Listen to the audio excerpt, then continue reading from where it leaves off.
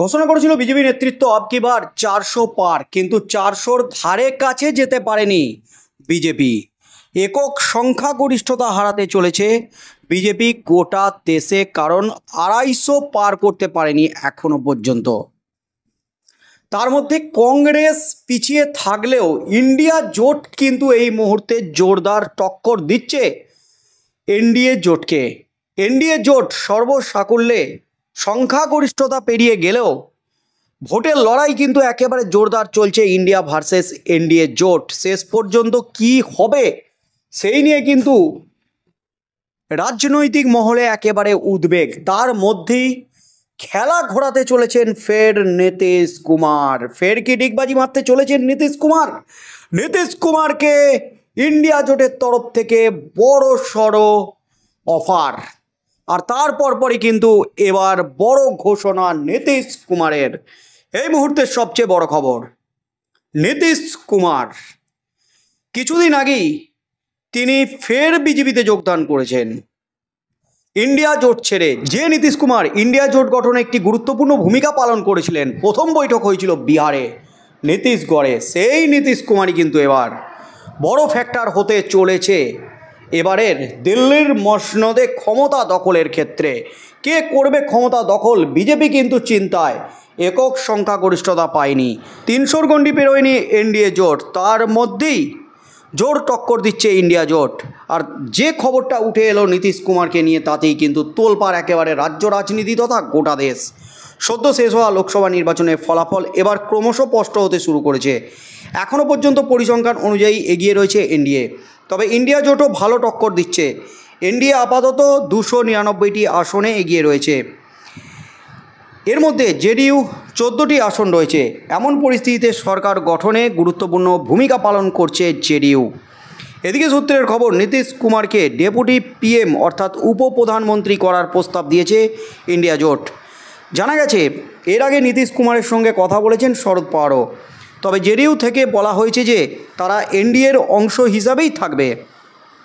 এ প্রসঙ্গে জানিয়ে রাখা ভালো যে নীতিশ কুমার যখন বিহারের মহাজোটের সরকার চালাচ্ছিলেন এবং কংগ্রেস ছাড়া আরজেডি ও তার সাথে ছিল, তখন বিরোধী দলগুলিকে একত্র করার জন্য নীতিশ কুমার বৈঠক শুরু করেছিলেন, কিন্তু পরে তিনি মহাজোট ছেড়ে বেরিয়ে এসেছিলেন। শুধু তাই নয়, মহাজোট ছাড়ার পর নীতিশ কুমার বিজেপির সঙ্গে হাত মিলিয়ে এনডিএতে যোগদান করেন, যার ফলে রাজনৈতিক ক্ষেত্রে তীব্র উত্তেজনা পরিলক্ষিত হয়েছিল।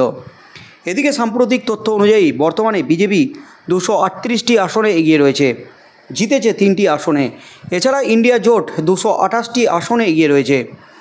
এর আগে দিল্লি সফরে থাকাকালীন বিহারের মুখ্যমন্ত্রী নীতিশ কুমার গত সোমবার পাটনা যাওয়ার আগে কেন্দ্রীয় স্বরাষ্ট্রমন্ত্রী অমিত শাহের সাথে দীর্ঘ ফোনালাপ করেছিলেন। সোমবার দুপুরে তিনি প্রধানমন্ত্রী নরেন্দ্র মোদীর সঙ্গেও দেখা করেন। এদিকে প্রধানমন্ত্রী বাসভবনে প্রধানমন্ত্রী মোদীর সঙ্গে বৈঠক এবং কয়েক ঘন্টা পর কেন্দ্রীয় স্বরাষ্ট্রমন্ত্রী অমিত শাহের সঙ্গে নীতিশ কুমারের ফোনালাপ মঙ্গলবার ভোট গণনা ও নির্বাচনের ফলাফলের পর সরকার গঠনের পরিপ্রেক্ষিতে গুরুত্বপূর্ণ বলে মনে হচ্ছে। অর্থাৎ নীতিশ কুমারকে কিন্তু বড় অফার উপপ্রধানমন্ত্রী হওয়ার ইন্ডিয়া জোটের তরফ থেকে, কিন্তু ইন্ডিয়া জোটকে স্পষ্ট জানিয়ে দিয়েছেন নীতিশ কুমার তিনি এনডিএ জোটের সাথেই থাকতে চান। কিন্তু যেভাবে বারবার ডিগবাজি মারেন নীতিশ কুমার, সেখানে কিন্তু বিজেপির কোনো গ্যারেন্টি নেই নীতিশ কুমারকে নিয়ে। তিনি যে কোনো সময় ডিগবাজি খেয়ে আবারও ইন্ডিয়া জোটের সঙ্গে যেতে পারেন, যেখানে ইন্ডিয়া জোট গড়ার ক্ষেত্রে একটি গুরুত্বপূর্ণ ভূমিকা পালন করেছিলেন নীতিশ কুমার। এবং রাজ্যে কিন্তু গেরুয়া একেবারে সবুজ ঝড়ে ধুয়ে মুছে সাফ। 30টি আসনে এই মুহূর্তে এগিয়ে রয়েছে তৃণমূল কংগ্রেস এবং 11য় নেমে গেছে বিজেপি। অর্থাৎ যেখানে গতবারের লোকসভা ভোটে 18টি আসন পেয়েছিল বিজেপি, সেখানে এবার 11টি আসনই থেমে যেতে পারে বিজেপির বিজয় রথ। কিন্তু অভিজিৎ গঙ্গোপাধ্যায়, যার দিকে নজর ছিল গোটা রাজ্যবাসীর, দেবাংশু ভট্টাচার্যকে হারিয়ে অভিজিৎ গঙ্গোপাধ্যায় জয়লাভ করেছেন তমলুক থেকে। কিছুটা হলেও শুভেন্দু অধিকারীগড়ে মুখ রক্ষা করেছেন অভিজিৎ গঙ্গোপাধ্যায়। আর তার মধ্যেই কিন্তু মমতা ব্যানার্জি স্পষ্ট জানিয়ে দিয়েছেন বিজেপিকে সরকার গঠন থেকে বিরত রাখতে এবং ইন্ডিয়া জোট যাতে সরকার গঠন করতে পারে সেদিক থেকে তৃণমূল কংগ্রেস একেবারে সর্বভাবে চেষ্টা চালাবে। এবং অভিষেক ব্যানার্জিকে দিল্লি পাঠাচ্ছেন মুখ্যমন্ত্রী মমতা ব্যানার্জি। দিল্লিতে হবে হাই ভোল্টেজ বৈঠক ইন্ডিয়া জোটের, এবং তার মধ্যেই কে গঠন করবে সরকার? কারণ বিজেপি একক সংখ্যাগরিষ্ঠতা পায়নি। গতবার 300-এর বেশি আসন পেয়েছিল, আর এবার কিন্তু দাবি করা হয়েছিল 400 পার করবে বিজেপি, কিন্তু 250 পার করতে এখনও পারেনি। তাই এবার কি হতে চলেছে গোটা দেশের রাজনৈতিক সমীকরণ? বাংলায় কিন্তু বড় হুঙ্কার দিয়েছিলেন বিজেপি নেতৃত্ব, 30টি আসন পাবে। অমিত শাহ থেকে প্রধানমন্ত্রী নরেন্দ্র মোদী 30টি আসন বেঁধে দিয়েছিলেন বিজেপি নেতাদের, কিন্তু তার উল্টো পুরাণ হয়ে গেছে, একেবারে পাল্টি খেয়েছে। তৃণমূল কংগ্রেস 30, সেখানে বিজেপি 11। জোরদার লড়াইয়ের শেষে একেবারে গোহারা হারিয়ে দিয়েছেন মমতা ব্যানার্জি বিজেপিকে, এমনই কিন্তু মত রাজনৈতিক মহলে। তাই আগামী দিনে গোটা দেশের সমীকরণ কি হতে চলেছে? মমতা ব্যানার্জি কিন্তু প্রথম থেকেই দাবি করেছিলেন তৃণমূল কংগ্রেস ইন্ডিয়া জোটের সরকার গঠনের ক্ষেত্রে একটি গুরুত্বপূর্ণ ভূমিকা পালন করবে, আর সেটাই কিন্তু হতে চলেছে। ইন্ডিয়া জোট যদি সরকার গঠন করে তাহলে তৃণমূল কংগ্রেস কিন্তু গুরুত্বপূর্ণ ভূমিকা পালন করতে চলেছে। মুখ্যমন্ত্রী মমতা ব্যানার্জি প্রধানমন্ত্রী হওয়ার যে স্বপ্ন দেখেছিলেন, সেই স্বপ্নও কিন্তু পূরণ হতে পারে, সেই সম্ভাবনাটাও কিন্তু উড়িয়ে দিচ্ছে না রাজনৈতিক মহল। তাই কি হতে চলেছে গোটা দেশের রাজনৈতিক সমীকরণ? কে সরকার গঠন করবে, ইন্ডিয়া জোট নাকি এনডিএ জোট? সে হাসিকে হাসবে।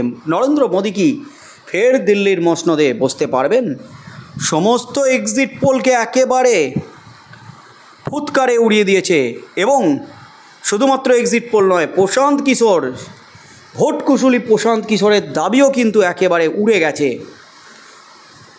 ইন্ডিয়া জোট যেমন বড়সড় ধাক্কা দিয়েছে এনডিএ জোটকে, ঠিক তেমনই রাজ্যে প্রশান্ত কিশোর যে দাবি করেছিলেন বিজেপি একক সংখ্যাগরিষ্ঠতা পেতে চলেছে, সেটাও কিন্তু একেবারে ভুল বলে প্রমাণিত হয়েছে। প্রশান্ত কিশোর একেবারে ডাহা ফেল রাজ্য তথা গোটা দেশে।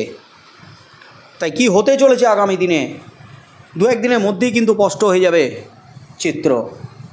এনডিএ জোট নাকি ইন্ডিয়া জোট? কে হবেন প্রধানমন্ত্রী? দিল্লির মসনদে কে বসবেন? সেদিকে চোখ থাকবে গোটা রাজ্যের।